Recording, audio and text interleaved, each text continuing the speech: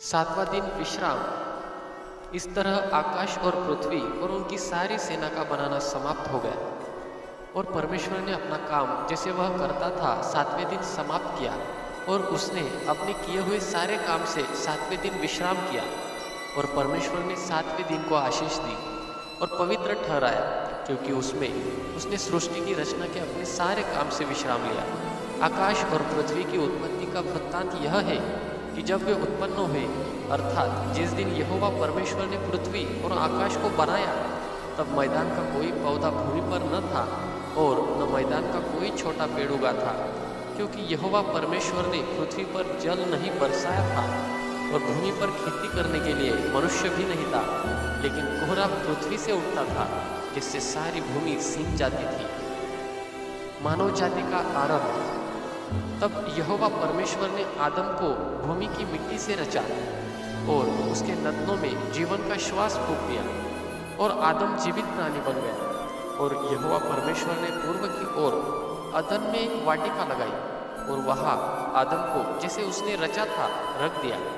और यहोवा परमेश्वर ने भूमि से सब भांति के वृक्ष जो देखने में मनोहर और जिनके फल खाने में अच्छे हैं उगाए और वाटिका के बीच में जीवन के वृक्ष को और भले या बुरे के ज्ञान के वृक्ष को भी लगाया। उस वाटिका को सींचने के लिए एक महानदी अदन से निकली और वहां से आगे बढ़कर 4 नदियों में बढ़ गई। पहली नदी का नाम किशोन है। यह वही है जो हवीला नाम के सारे देश को जहाँ सोना मिलता है घेरे हुए है। उस देश का सोना उत्तम होता है, वहाँ मोती और सुलैमानी पत्थर भी मिलते हैं। और दूसरी नदी का नाम गेहोन है। यह वही है जो कुश के सारे देश को घेरे हुए है। और तीसरी नदी का नाम हिद्देकेल है। यह वही है जो अश्शूर के पूर्व की ओर बरसती है। और चौथी नदी का नाम फरात है। तब यहोवा परमेश्वर ने आदम को लेकर अदन की वाटिका में रख दिया कि वह उसमें काम करे और उसकी रखवाली करे। और यहोवा परमेश्वर ने आदम को यह आज्ञा दी कि तू वाटिका के किसी भी वृक्ष का फल खा सकता है, पर भले या बुरे के ज्ञान का जो वृक्ष है उसका फल तो कभी न खाना, क्योंकि जिस दिन तू उसका फल खाएगा उसी दिन अवश्य मर जाएगा। तो यहोवा परमेश्वर ने कहा, आदम का अकेला रहना अच्छा नहीं, मैं उसके लिए एक ऐसा सहायक बनाऊंगा जो उसके लिए उपयुक्त होगा।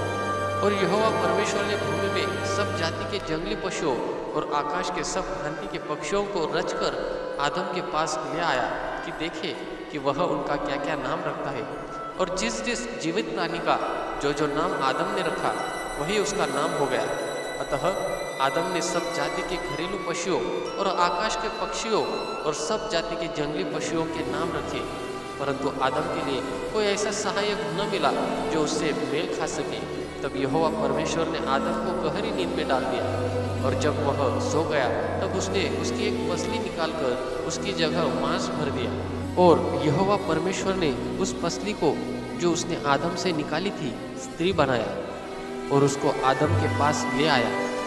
तब आदम ने कहा, अब यह मेरी हड्डियों में की हड्डी और मेरे मांस में का मांस है, इसलिए इसका नाम नारी होगा, क्योंकि यह नर में से निकाली गई है। इस कारण पुरुष अपने माता पिता को छोड़कर अपनी पत्नी से मिला रहेगा और वे एक ही तन बने रहेंगे।